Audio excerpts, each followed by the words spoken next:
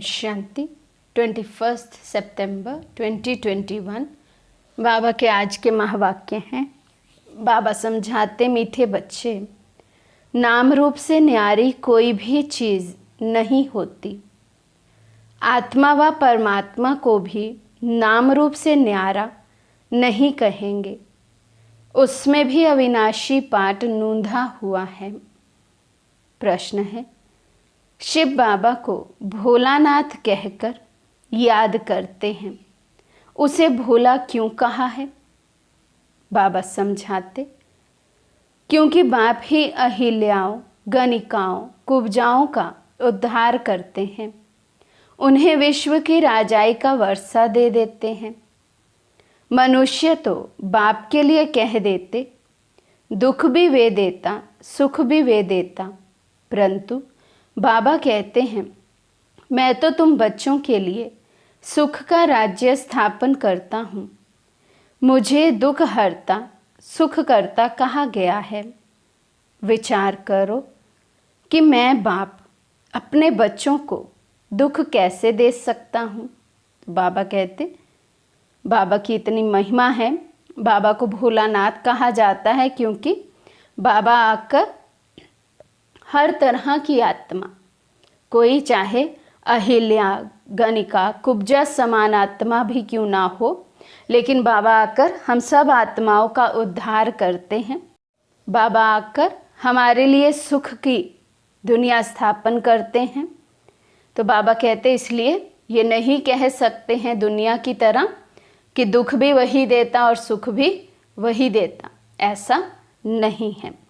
गीत है, दूर देश का रहने वाला, आया देश पर आए। ओम शांति। रूहानी बच्चों ने गीत सुना, अर्थात रूहों ने इस शरीर की कान रूपी कर्म इंद्रिय द्वारा गीत सुना। दूर देश से मुसाफिर आया है। तुम सब मुसाफिर हो ना। जो सब मनुष्य मात्र आत्माएं हैं, वे सभी मुसाफिर हैं। आत्माओं का कोई भी घर नहीं है। आत्मा है निराकार। निराकारी दुनिया में रहने वाली निराकार आत्माएं हैं। उसको कहा जाता है निराकारी आत्माओं का घर, देश व लोक। इसको जीव आत्माओं का देश कहा जाता है। इस साकार मनुष्य सृष्टि को बाबा कहते जीव आत्माओं का लोक कहा जाएगा, क्योंकि यहाँ हम सब आत्माएं जीवन में आती हैं, अर्थात देह लेती हैं। देह के आधार से कर्म में आते हैं, तो जीव प्लस आत्मा, जीव आत्मा कहलाते हैं। और परम धाम में हम सभी आत्माएं अपने सत्य स्वरूप, आत्मिक स्वरूप में हैं। देह नहीं है वहाँ, इसलिए बाबा कहते उसको निराकारी दुनिया कहा जाता है, आत्माओं का घर कहा जाएगा। वे हैं आत्माओं का देश।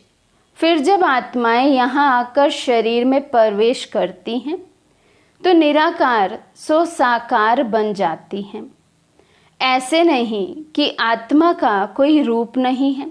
बाबा कहते हैं ऐसा नहीं कह सकते कि आत्मा का कोई रूप नहीं है। चाहे आत्मा परम धाम में है, चाहे इस सृष्टि पर है, रूप तो ज़रूर है।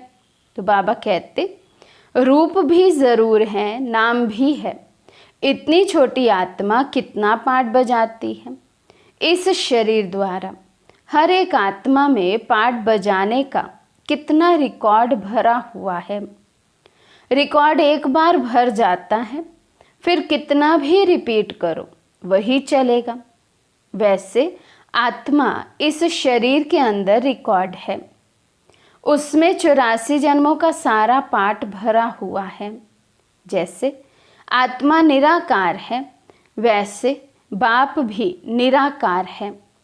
कहाँ कहाँ शास्त्रों में लिख दिया है वे नाम रूप से न्यारा है, परंतु नाम रूप से न्यारी कोई वस्तु होती नहीं।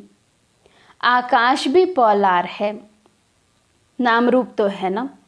बिगर नाम के कोई भी चीज़ होती नहीं। मनुष्य समझते हैं परम पिता नाम रूप से न्यारा है। अगर नाम नहीं तो रूप भी नहीं, देश भी नहीं, फिर तो कुछ भी नहीं हो सकता। बुलाते भी हैं दूर देश का रहने वाला परम पिता परमात्मा। अब दूर देश से आत्माएं रहती हैं। ये साकार देश है। इसमें दो का राज्य चलता है, राम राज्य और रावण राज्य। आधा कल्प है राम राज्य और आधा कल्प है रावण राज्य। ये बच्चों को समझाया गया है कि सतयुग से ईश्वरीय राज्य शुरू होता है। राम राज्य स्थापन करने वाला परम पिता परमात्मा है। वे कभी रावण राज्य स्थापन कर ना सके। बाबा सदा श्रेष्ठाचारी दुनिया की स्थापना करते हैं। बाबा कहते रावण राज्य की स्थापना मैं कर नहीं सकता हूँ। बाप बच्चों के लिए कभी दुख का राज्य थोड़ी बनाएंगे। कहते हैं ईश्वर ही दुख सुख देते हैं। बाप कहते हैं मैं बच्चों को दुख कैसे दे सकता हूँ, मेरा तो नाम ही है दुख हरता सुख करता। ये तो मनुष्यों की भूल है। ईश्वर कभी दुख नहीं देंगे। इस समय है ही दुख धाम। आधा कल्प रावण राज्य में दुख ही मिलता है, सुख की रत्ती नहीं। सुख धाम में कभी दुख होता नहीं। बाप स्वर्ग का रचयिता है। अभी तुम हो संगम पर। इनको नई दुनिया तो कोई भी नहीं कहेंगे। नई दुनिया का नाम ही है स्वर्ग। वही फिर पुरानी दुनिया बनती है। नई चीज़ जब पुरानी खराब दिखाई पड़ती है तो पुरानी चीज़ को खल्लास किया जाता है। मनुष्य विष अर्थात विकारों को ही सुख समझते हैं। गाया भी जाता है अमृत छोड़ विष काहे को खाए। ग्रंथ में गुरु नानक के भी अक्षर हैं। अशंख चोर बाप की महिमा गाते हैं। आप जो आकर करेंगे उसमें भला ही होगा, नहीं तो रावण राज्य में मनुष्य बुरा काम ही करेंगे। बाप ही आकर मूत पलीती कपड़े धोते हैं। ग्रंथ में बहुत लिखा हुआ है। सिंधी लोग ग्रंथ रखते हैं। अब ये तो कोई सिख धर्म वाले हैं नहीं, ये तो है आदि सनातन देवी देवता धर्म के। सिखों का है गुरु नानक। उनको दाढ़ी बाल थे तो सब सिखों को दाढ़ी बाल होने चाहिए। आजकल तो दाढ़ी रखते नहीं, बहुत फैशनेबल बन गए हैं। नहीं तो फॉलो करना चाहिए ना। हम गुरु नानक के फॉलोअर्स हैं तो गुरु नानक को फॉलो करना चाहिए ना।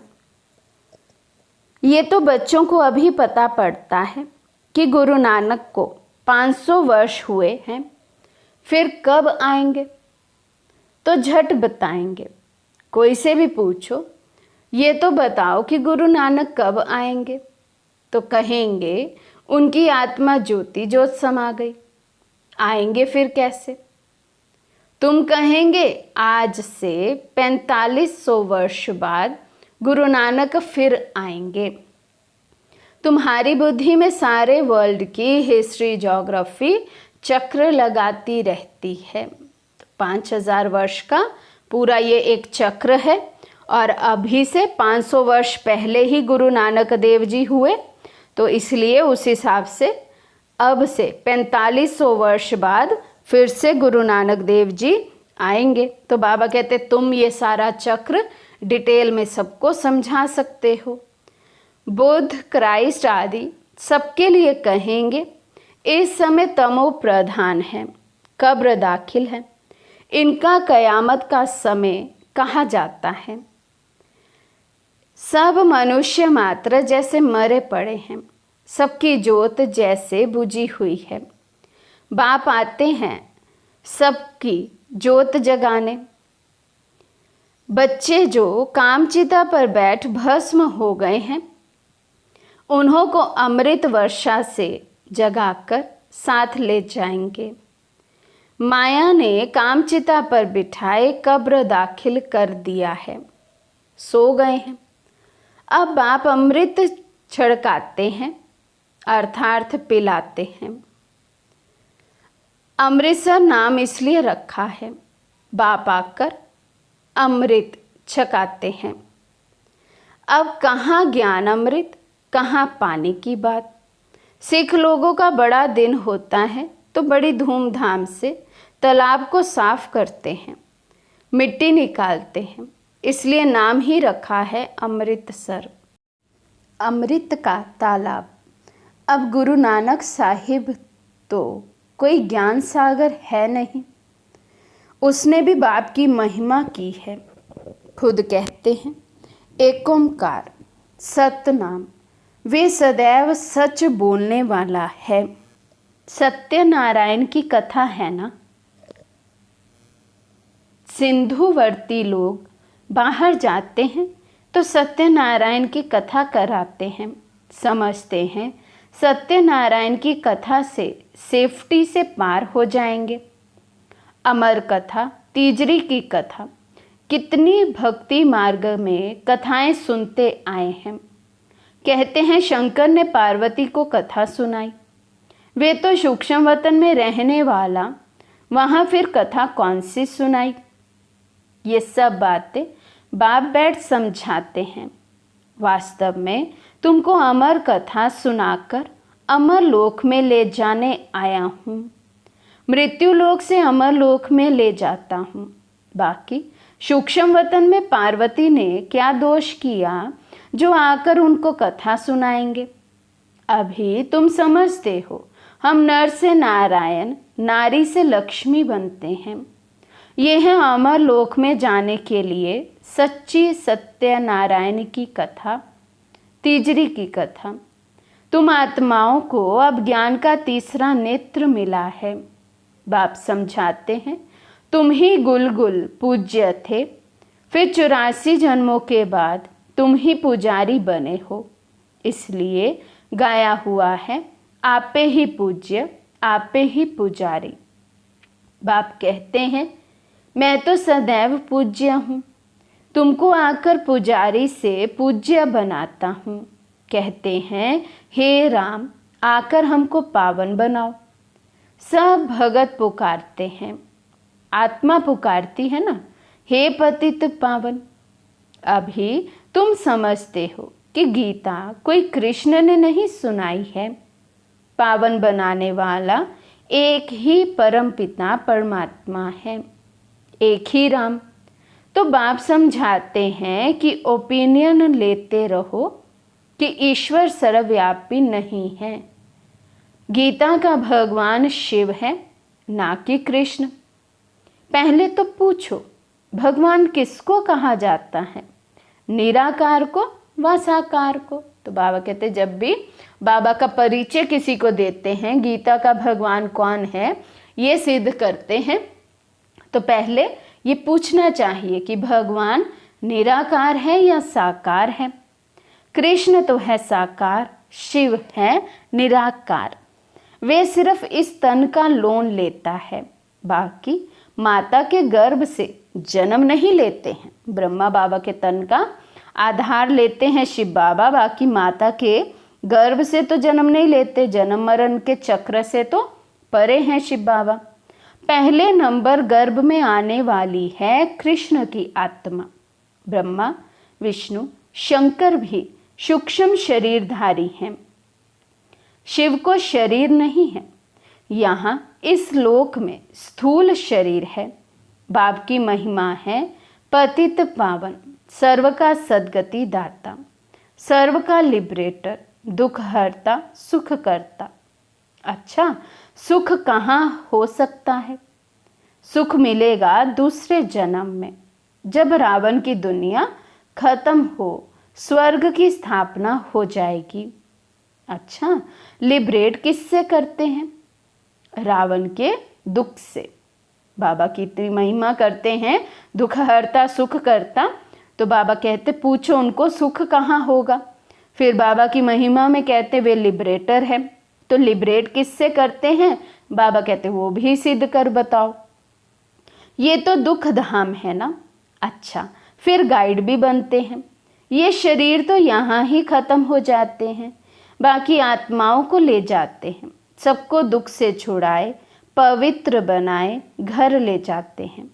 मनुष्य जब शादी कर आते हैं तो पहले होता है पति, पीछे होती है ब्राइड, फिर बारात होती है। अब तुम्हारी माला भी ऐसे ही है। सबसे पहले शिव बाबा हैं, फिर हम सब आत्माएं हैं जो दिलरुबा की सच्ची सच्ची, दिलाराम बाबा की सच्ची सच्ची दिलरुबा बनेगी, जैसे बाबा ने संडे की मुरली में हमें कहा। और फिर पीछे सब आत्माएं बाराती के रूप में चलेंगे। तो बाबा कहते, ऊपर में है शिव बाबा फूल, पहले फूल को नमस्कार करेंगे, फिर युगल दाना ब्रह्मा सरस्वती, फिर हो तुम जो बाबा के मददगार बच्चे हैं। फूल शिव बाबा की याद से ही सूर्यवंशी विष्णु की माला बनी है। ब्रह्मा सरस्वती सो लक्ष्मी नारायण बनते हैं। देवता, क्षत्रिय, वैश्य, फिर शूद्र से ब्राह्मण बन ये नॉलेज लेकर लक्ष्मी नारायण बनते हैं। ये माला उन्हों की बनी हुई है। ये ब्रह्मा सरस्वती ही राजा रानी बनेंगे। उन्होंने मेहनत की है तब पूजे जाते हैं। कोई को पता नहीं है कि माला क्या चीज़ है, ऐसे ही माला फेरते रहते हैं। 16,108 की भी माला होती है, बड़े बड़े मंदिरों में रखी जाती है। फिर कोई कहाँ से खींचेगा, कोई कहाँ से। बाबा बॉम्बे में लक्ष्मी नारायण के मंदिर में जाते थे, माला जाकर फेरते थे, राम राम जपते थे। फूल शिव बाबा है ना, फूल को ही राम राम कहते हैं। फिर सारी माला पर माथा टेकते हैं। ज्ञान तो कुछ भी है नहीं। पादरी लोग भी हाथ में माला फेरते रहते हैं। पूछो किसकी माला फेरते रहते हो? कहेंगे क्राइस्ट की याद में माला फेरते हैं। उन्हों के बड़े पोप पादरी होते हैं, वे फिर पोपों की माला होगी। उन सब के चित्र हैं। पोपों का कितना मान है, उनको खुद पता नहीं है कि क्राइस्ट की आत्मा कहाँ है। तुम जानते हो कि क्राइस्ट की आत्मा भी अभी बैगर रूप में है। तुम भी अभी बैगर टू प्रिंस बन रहे हो। भारत ही प्रिंस था, अभी बैगर है, फिर प्रिंस बनते हैं। बनाने वाला है एक रूहानी बाप, बैगर से प्रिंस बनते हो। एक प्रिंस प्रिंसेस का कॉलेज भी है, जहाँ जाकर वे पढ़ते हैं। तुम यहाँ पढ़कर 21 जन्मों के लिए प्रिंस प्रिंसेस स्वर्ग में बनते हो। नॉलेज से तुम मनुष्य से देवता बनते हो। अभी तुम समझते हो जो श्री कृष्ण सत्यु का प्रिंस था, 184 जन्मों के बाद बैगर बना है। 5000 वर्ष पहले देवी देवताएं कितने साहूकार थे, अभी वही कंगाल बैगर बने हैं। ये बातें सिर्फ तुम ही सुन सकते हो। भगवानुवाच, वे सबका फादर है, तुम गॉड फादर से सुनते हो। कितनी भाग्यवान आत्माएं हैं हम, हमें पढ़ाने वाला टीचर भी स्वयं भगवान है। बाबा कहते हम गॉड फादर से पढ़ते हैं। गीता में सिर्फ भूल ये कर दी है जो शिव भगवानुवाच के बदले कृष्ण भगवानुवाच नाम डाल दिया है, इसलिए गाया जाता है झूठी दुनिया। इस समय सारी दुनिया कांटों का जंगल बन गई है।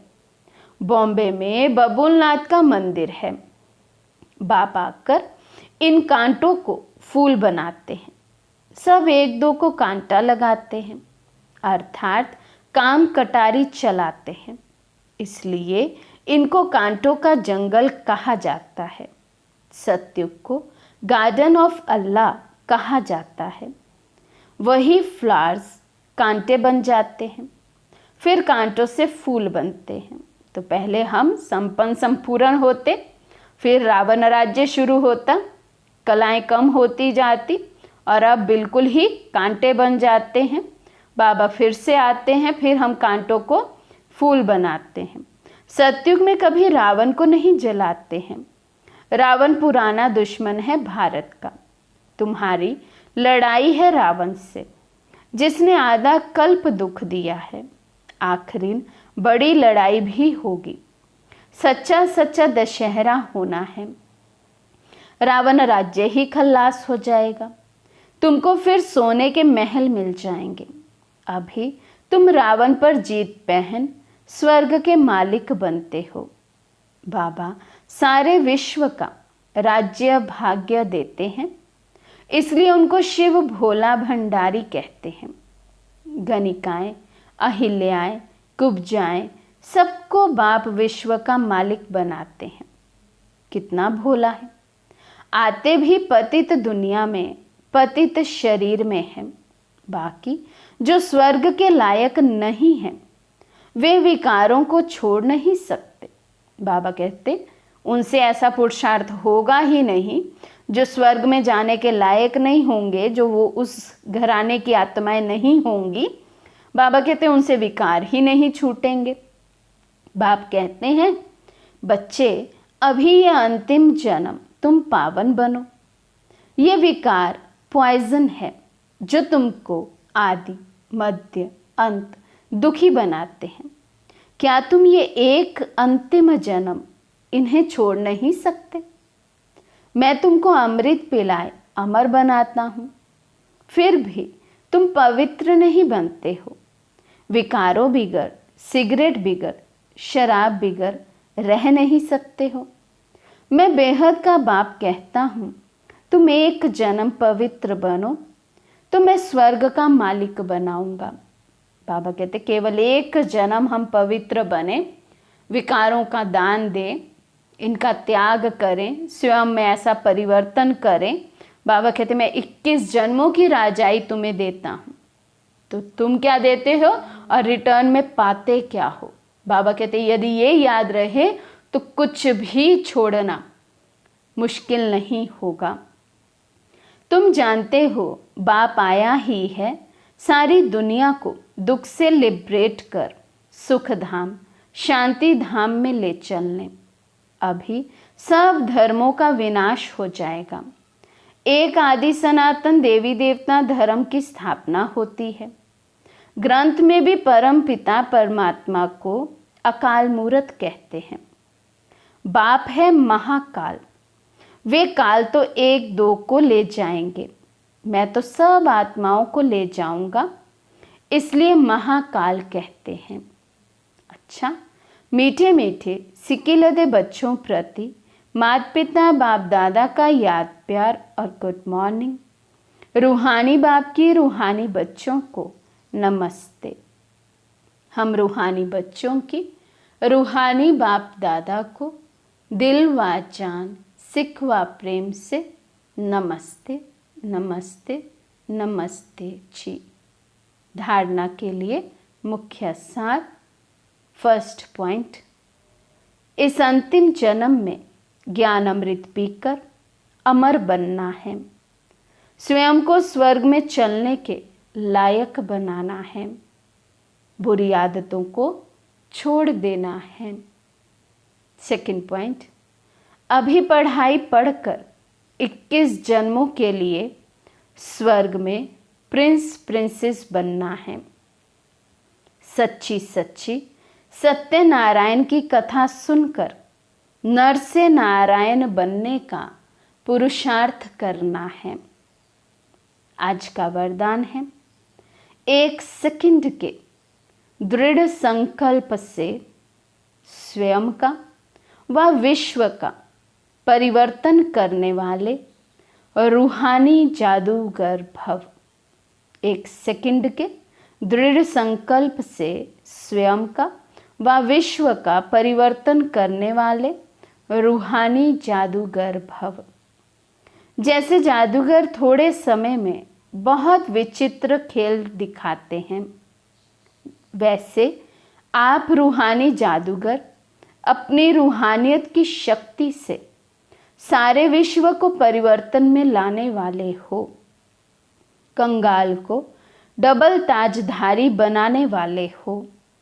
स्वयं को बदलने के लिए सिर्फ 1 सेकंड का दृढ़ संकल्प धारण करते हो कि मैं आत्मा हूँ और विश्व को बदलने के लिए स्वयं को विश्व के आधार मूर्त, उद्धार मूर्त समझकर विश्व परिवर्तन के कार्य में सदा तत्पर रहते हो। इसलिए सबसे बड़े रूहानी जादूगर आप हो। स्लोगन: जो स्वराज्य अधिकारी आत्माएं हैं वे कभी पर अधीन नहीं हो सकती। जो स्वराज्य अधिकारी आत्माएं हैं वे कभी पर अधीन नहीं हो सकती। जिनका स्वयं पर राज्य है, स्वयं की कर्म इंद्रियों के मालिक बन कार्य कराने वाली मैं शक्ति आत्मा हूँ। जिन्हें ये याद रहता है, जो स्वराज्य अधिकारी हैं, बाबा कहते वो पर अधीन नहीं हो सकते, माया के अधीन नहीं हो सकते, अपनी कर्म इंद्रियों के अधीन नहीं हो सकते। मन, बुद्धि, संस्कार सब उनके अकॉर्डिंग चलता है। अपने संकल्पों के अधीन नहीं होंगे, अपने कर्मों के अधीन नहीं। हर एक चीज श्रेष्ठ से श्रेष्ठ होगी जो स्वराज्य अधिकारी आत्मा है उनसे। अच्छा, ओम शांति।